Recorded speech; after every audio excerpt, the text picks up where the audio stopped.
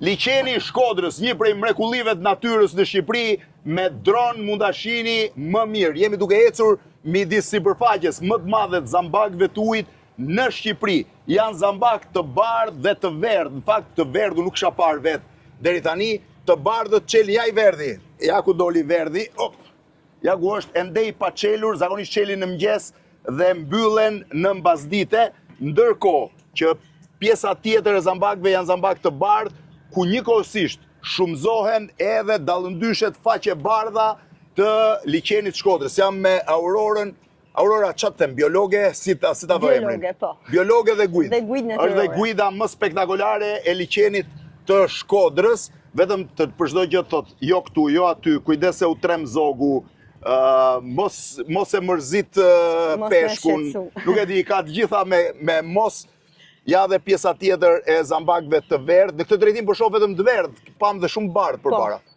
Ka dhe në pjesën mes kallamishteve, ku shtrihen, besoj pamjet janë marrë me dron. Po, janë marrë me dron dhe janë të jashtëzakonshme. Sa është kjo sipërfaqe?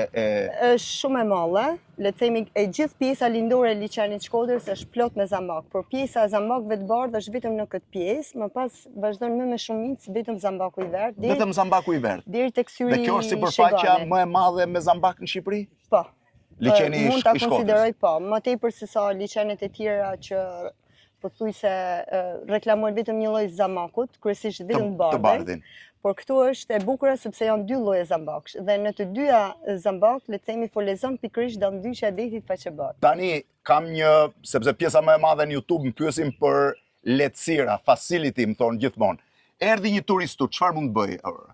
Gjithçka. Çfarë? Mund të fillojnë që nga pjesa historike, po themi, po hyn në Shkodër. Viziton Kalan Rozafa, viziton muzeun historik, muzeun Marubi, maskat veneciane. Maskat veneciane, po shpresoj të kemi kohë sot t'i shohim, që janë të famshme. Kena muzeun e kujtesës. Shkodra po brenda, Shkodra ka plot.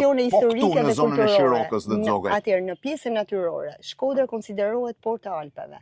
Çdo tur Peaks of Balkans, pra majet e Ballkanit, fillon dhe mbaron me Shkodrën. Do thotë Thethi, Lëpusha, Bermoshi, çdo gjë. Çdo gjë, le të themi, Tamara këtej megjithëse s'është duke filluar nga mali i Cukalit, po, me malin e Maranajt dhe vazhdojmë me Veleçikun në Razëm dhe më pas vazhdojmë në zonën e Kastrat dhe Kelmen. Është e rrallë t'ju a them, sepse Shkodra ka mal, Taraboshin dhe malet tjera Cukalit dhe tjerë. Ka det, Velipojën, që është nga plazhet e bukura dhe të virgjëra të Shqipërisë. Ka 3 lumej, Bunën, Kirin, Drinin. 3 lumej që Buna me Drinin edhe bashkohen bashkë, apo me Kirin bashkohen bashkë. Kiri bashkohet me Drinin, dhe Drini bashkë me Bunën. Me Bunën, pra që ka një pikë të jashtëzakonshme për të parë ku bashkohen. Që mund të shikohet nga Kalaja. Që mund të shikohet nga Kalaja, ose kjo është pjesa e liçenit të Shkodrës. Sa i madh është liçeni? 368 km². 368 km². Që dimrit mund ta kalojnë 500 km². Që do të thotë 100 herë më e madhe se Monte Carlo. Se Monte Carlo është rreth 2 km², pak a shumë 3 km². Dhe Shqipëria nuk ka pjesën më të madhe, apo jo? Ka 149 km², pjesë shqiptare, po themi, të liçenit. Pjesa më e madhe mbetet në pjesën e Malit Zi. Por për sa i përket si ekosistem natyror është shumë i rëndësishëm, sepse është zonë IBA, Important Bird Area.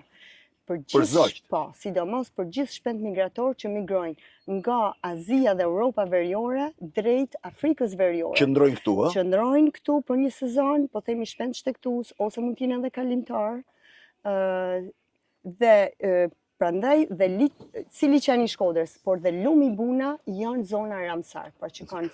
Po bimësi janë liçen, se po e shoh që ka shumë bimë, përveç zambakëve ka dhe bimë tjera. Meqense është liçen i cekët, prandaj edhe bimësinë e ka krejt të dukshme. Sepse drita. Vetëm një sekond, Aurora, të lutem, shifeni, ky është zambaku i cili i verdh që pritet të çel, nuk ka çelur, shiheni, ndërsa këtu vjen i çelur, për ta parë pak kamera më afër, këtu është i çelur. Zambaku i verdh, shifeni, është shumë i rrallë sepse në destinacionet tjera shqiptare nuk kam pa zambak të verdh, ka vetëm zambak të bardh. Kjo është gjethja e famshme, shifeni, është e lidhur se duket, që është flotante, ka formën e zemrës, është flotante dhe e kthen në një sipërfaqe, siç e keni parë me dron, spektakolare. Njëkohësisht mos harroni se pjesa më e madhe e shqiptarëve, më shumë se për zogjt, pyesin çfarë do hanë. Kështu që çfarë mund të hash në zonën e Shirokës, Zogajt edhe Shkodrës? Çfarë hahet këtu? Përveç tavës krapit, që është peshku ma... Tav krapi. Ne do ta shohim sot tavën e krapit. Ju premtoj që do ja bëj 10 minuta në YouTube që ta shihni si bëhet tava krapit. Mos e bëj vetë se vetë do ta prish. E gatuin mirë tavën e krapit? Tash si shkodranem ta kanë edhe mu krenu. Po ti vetë e gatun? Po, si shkodrane po. Po si bëhet kaq e mirë tava krapit Shkodër? Po ka recetë veçantë. Ka recetë veçantë, po e tregoni recetën? Se para ca ditësh mësove një sheqerpare nga Dibra, nuk e tregoni recetën. Prandaj quhet receta është sekret.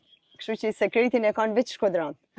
Në qoftë se vini, realisht ju a them, në qoftë se vini në këtë pjesë të Shqipërisë, është shumë afër, nuk është më shumë se 100 ca kilometra nga Tirana, 97 është pak, po të shkosh deri Syrën e Sheganit shkonte rreth 120, është 97 kilometra nga Tirana, duke shmangur pak atë trafikun problematik, duke zgjedhur orët më të mira, këtu mund t'jesh në 1 orë e 20 minuta, ke një pamje manicë të liqenit, në zonën e Shirokës është dhe vila e ndërtuar për mbretin Zog, i cili e përdor atë si shtëpi pushimi midis dy luftrave, pra nga viti 1925 deri në vitin 1939, sot është e rënuar, por do t'ju tregoj dhe një pjesë të saj, por pra e kam fjalën për pjesën e asaj klimatike, pra ishte një nga zonat klimatike të Shqipërisë, pamja e liqenit është manice, qetësia është po pushova unë, do t'gjoni vetëm zogjt.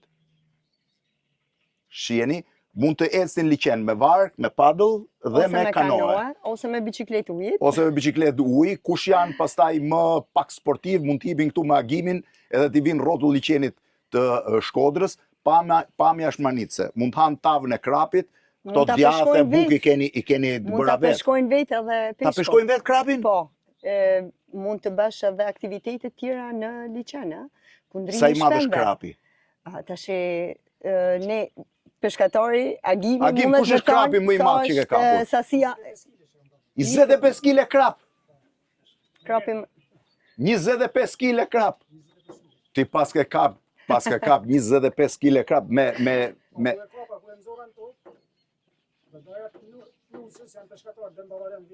edhe?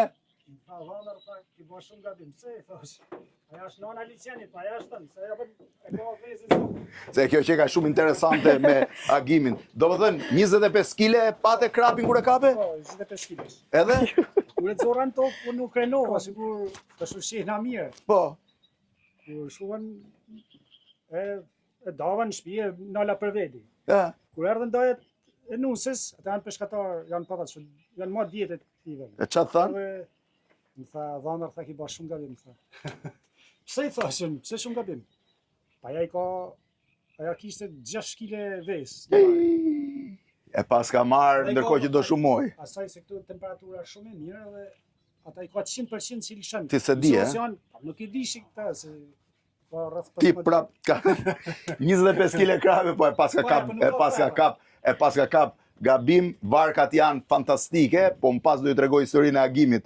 Vetë të gjitha pajisjet që kanë nevojë, ja, këto i kemi ndaluar ne tani se vetëm për xhirime, çdo gjë është me pjesën e jelekut mbrojtës, doni, ju a them me sinqeritet, është një nga mrekullitë e natyrës në Shqipëri.